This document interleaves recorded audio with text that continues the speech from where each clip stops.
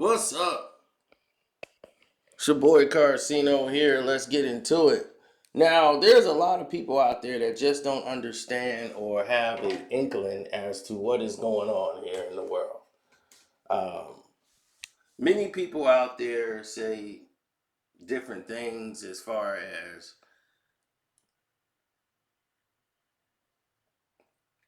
what they want to happen or what they don't want to happen. And a lot of these different things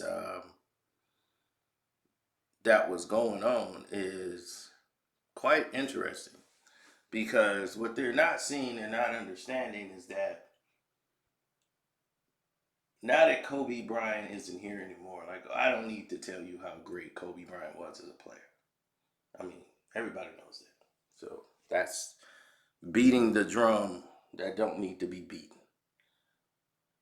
But the reports is flying around, when people learn some news or some news was going by that they probably missed and someone brings it up again, it gets the world back buzzing and they're excited again. And that's cool. The excitement part, that's very cool.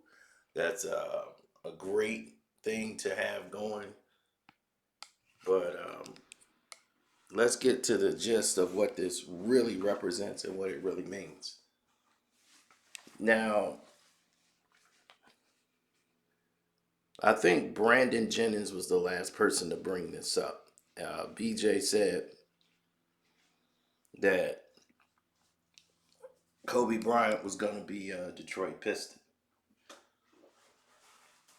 And that had a lot of people talking.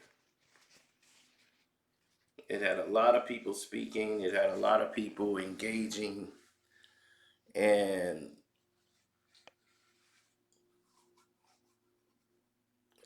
made for a lot of good content, made for a lot of good,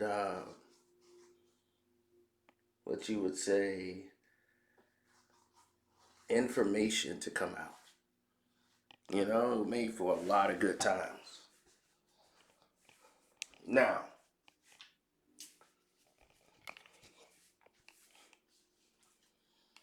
the last 24 hours have been interesting with people knowing that I'm a Piston fan coming to me with the information like, yo, you got to check this out. They said Kobe was coming to the Detroit Pistons. So, why you didn't tell us this? I thought I spoke on it before, but there's a reason I never spoke on it.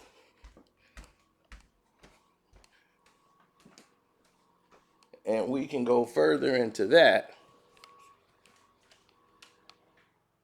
right now as we speak.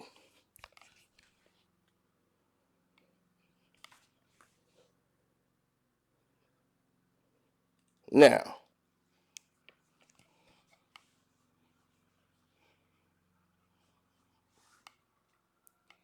Kobe Bean Bryant, one of the greatest players to do it, was having another Kobe season. After making epic performance after epic performance and dominating the league, he scored the most points in the league. He didn't win the scoring title. LeBron won the scoring title that year. Shocking, but he did. Kobe has scored the most points in the league. He was the guy. But Kobe Bryant received a trade offer from the Detroit Pistons. But this ain't the first time either. They were going to trade for Kobe back in like 98, 99. The Pistons tried to acquire Kobe Bryant back then and bring him over to the Pistons when the Lakers and were Phil Jackson was just coming over to the Detroit Pistons. I mean, to the Los Angeles Lakers for the first time. They were trying to get Kobe Bryant, who they knew was pretty unhappy with the way things were going over there.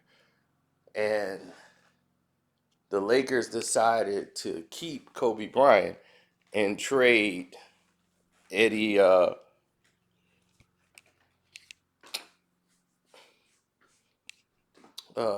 who did they trade? I know they traded the Miami Heat. My man from Temple. Damn.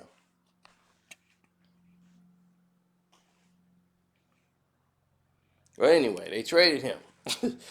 And now that he's gone, and Kobe is a starter, and everything pretty much goes on from there. So when he first started starting games, they couldn't really get him out of the game because you had Van Exel, and you had the situation with Nick at Night, and they went and revamped the team. Shaq wasn't happy about that. He thought the team was all right. The problem was trying to adjust to Kobe Bryant and Kobe adjusting to playing with them. And when Rick Fox was hurt, Kobe came in for at his position, and he was a little scrawny guy at that time, you know, playing with these giants.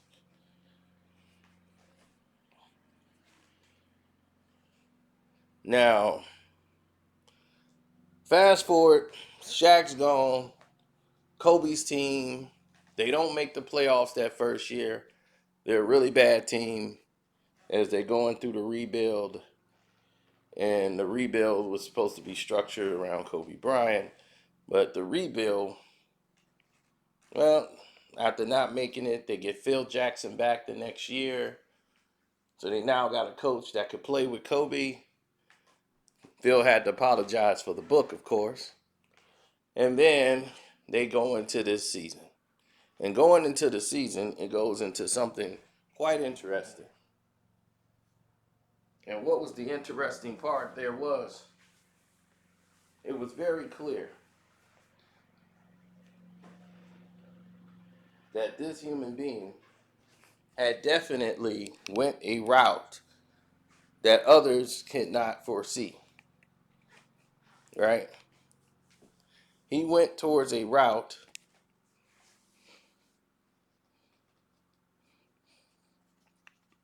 that others would not privy to.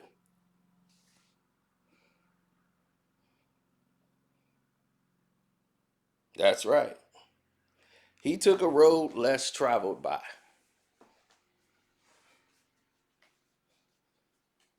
That is what he did. Took a road less traveled by. Kobe decided to be the good soldier, and he's playing with talent that was lesser, and Dr. Buss promised him, I'm going to get some people and build around you, Kobe. Don't worry about it. So Kobe wasn't worried about it. Then all of a sudden, we get out of nowhere a whole different sense of an understanding of the rule that should have been presented to them in the first place, as others might say. Now, what was that sense that we were supposed to get? Kobe sat down and talked to Dr. Buss, and Dr. Buss said, I know you're upset about the season and the way it's going. And, Phil said, don't worry, we're going to get some players. I talked to the coaching staff. So they were assuming they were going to get some of the best players in the league after the 2006-2007 season. So they were supposed to be making some trades and picking up some free agents. So Kobe was like, okay, cool, I'm with this. Because he's very unhappy that he's playing with a bunch of people who don't even know how to play the game of basketball at a high level to even be in the NBA. That's how he felt. Chris Mims, Smush Parker, and they draft Javaris Crennington. Then they had Sun Lee, Sun Yu, whatever, and Marc Gasol, and Kobe is like, what are we doing? We had 3 picks in this draft, and we didn't trade up. We didn't get any of the players that Kobe wanted to have on the team. And Kobe had gave them a list of players that he thought was suffice. Jason Capano from Toronto. He said, let's try to make a trade to get Jason Capano. That was during the season in Toronto. They don't. Then he was like, wow, we didn't get him. Let's try to get Tyson Chandler. Let's make this trade. Let's try to get Tyson Chandler from the Hornets. You know, he's a shot blocker, rebounder. We need a guy that's going to sell out and play defense. Let's try to get Tyson Chandler. That didn't happen. So these are the players that Kobe was bringing to the table. Something that was affordable, something that could happen. And Dr. Buss said, yeah, but didn't, you know, budge. And then they had a conversation and said, you lied to me. And now you got me here. And this is not what you were telling me you were going to do. So he's a little upset about it. Well, I won't say a little. He was pissed. Quite pissed off about it. So now that he's pissed off about everything that's transpired, everybody is starting to see the truth. What the hell is he doing cutting my grass this early? Wasn't he just here last week?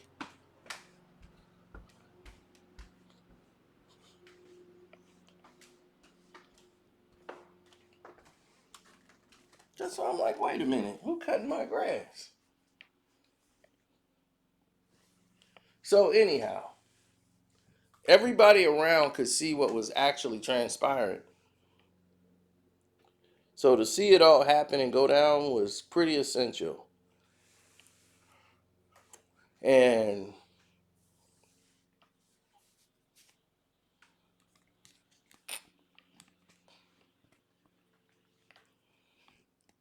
to see the energeticness from everyone else who was involved and around the situation, that was the rewarding part. That people saw how passionate Kobe was, and Dr. Buss got pissed and said, you don't run the Lakers, I do. And Jenny Buss was like, let me talk to Kobe. Let me see. He wasn't having it. He was mad at everybody because he felt that you played him to get him to stay and doing that. So he said, I'm requesting a trade. Y'all told me y'all were going to build around this team and make this team better, and we was going to compete for championships. I'm not here to just, y'all can make money off me and just sell tickets, and I'm just supposed to just let my prime years go by and not have a team or some players that we can contend for a championship. So, Farmar was a guy that was in the G League or Development League the entire time. Like, they kept sending him down, bringing him up, sending him down, bringing him up, back and forth, so he can get some playing time. But now it was time to fill the trades. So he gave him a list of teams he wanted to go to. The Los Angeles Lakers was one. The Los Angeles Clippers was one. Chicago Bulls was two. And that was it.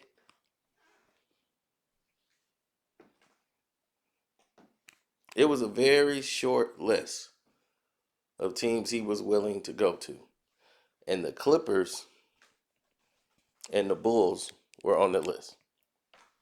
That's the only 2 teams he wanted to go to. He basically worked out a deal to go to the Clippers. So he knew what would it take to get the deals done on both sides. And Kobe's like, hey, I'm just asking to be let go. That's fair. Y'all can do your rebuild. I'm out. wanted to win them all here, but obviously it's not going to be the case. So when Kobe was on the trading block, Joe Dumars called up and contacted, Dr. Buss's people, and they's like, "Is it true? Because we got some prospects." And out of everything they had that was attractive on the table, the Pistons had Rip Hamilton, Tayshaun Prince, and I'm trying to think, who else did they have in that trade? But I remember those two players being involved. I know it was some draft picks and probably another player on the bench, but those were the two main stars, Rip and Tayshaun Prince.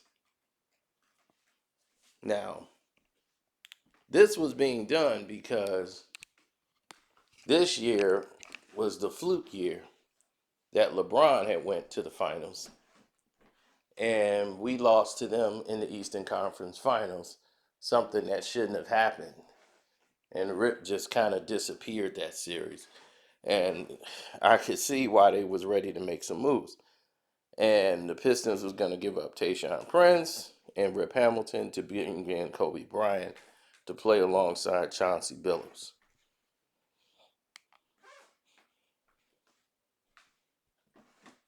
Yeah, they were going to have C. Webb. They were going to have Sheed. They were still going to have like their nucleus. But they would have had Kobe Bryant. So that's a whole different anomaly together. Now, when Kobe Bryant was presented with the trade, saying, well, we do have a team that's interested, which was, you know, the Detroit Pistons, he said, I did not choose the Detroit Pistons. I didn't put that on my list. Kobe had a no trade clause, so he was in the driver's seat. He would have to pull the trigger to go. So the Clippers deal was done, but what stopped that is, Jerry West, the logo, talking to Kobe, getting him not to play ball, not to do the whole thing all together. So he told him, nah, that's not true. Um, don't do that. It's not worth it. It's all good.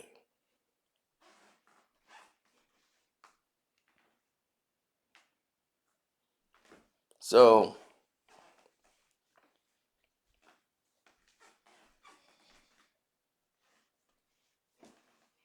now, with that said and done,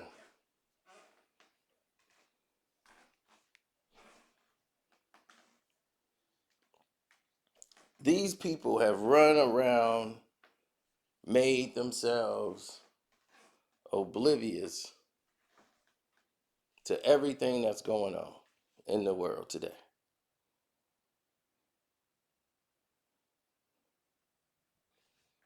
Serious. These people have made themselves oblivious to everything that's flying around. Right?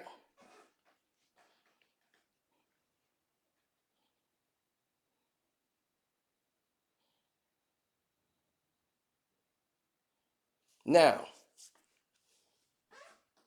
here's the matter of the case.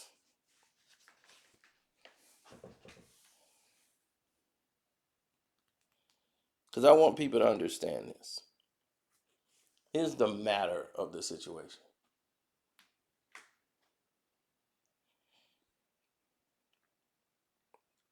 That I want people to really focus on.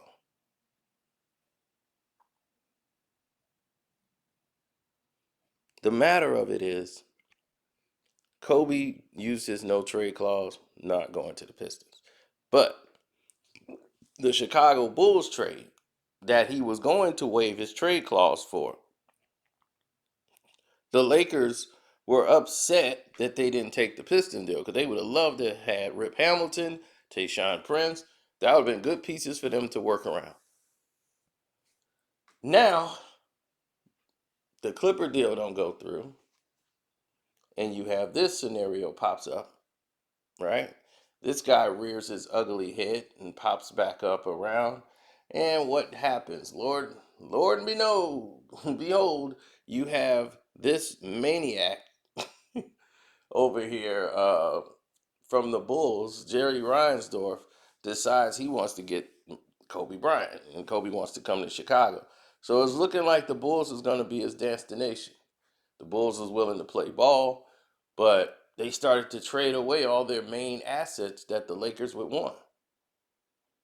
And they saying Kobe's like, if you trading away Luol Deng and all these guys, I'm in the same situation I am with the Los Angeles Lakers now. So that don't even make sense to go there now. After he done went, visited the schools, and he was in Lake Forest, everybody was really getting excited here in Chicago that Kobe Bryant was coming, and then to have that happen the way it did was like, it's like snatching somebody's heart out their chest. That's what that was like.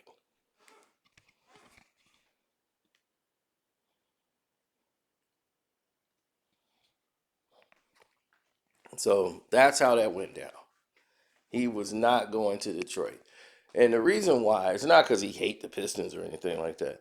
He wasn't going to the Detroit Pistons because Kobe is not only just a basketball player, he has businesses. Like his businesses and brands, he want to be in a town where that could flourish. Like he could have a superstar team in Toronto. He's not going to Toronto, Canada. Kobe he needs to be around his family, close knit. If he's going to move his family somewhere where his business contacts can reach him and get in contact with him, and he could run that better. And Chicago had a better market than Detroit at the time. So this is a big market city for what he wants to do. He could maneuver and do the things that he wants. So his brand would still be able to flourish. So it wasn't that he hated the Detroit Pistons, and that's why he didn't want to come. But this didn't go anywhere, people. This just was a trade that was offered, that was rejected by Kobe Bryant. The Lakers accepted it, but Kobe had to waive his no trade clause for it to happen. So it wasn't a close call, as BJ made it sound like he was close to coming. Like it was up to Kobe, and that wasn't happening. So anyway, I'm out. Y'all be blessed. Shouts out to Kwame Brown Bus Life, Kwame Brown Bus Life 2.0, Mondo Black TV, Ticket TV. We up out. Peace.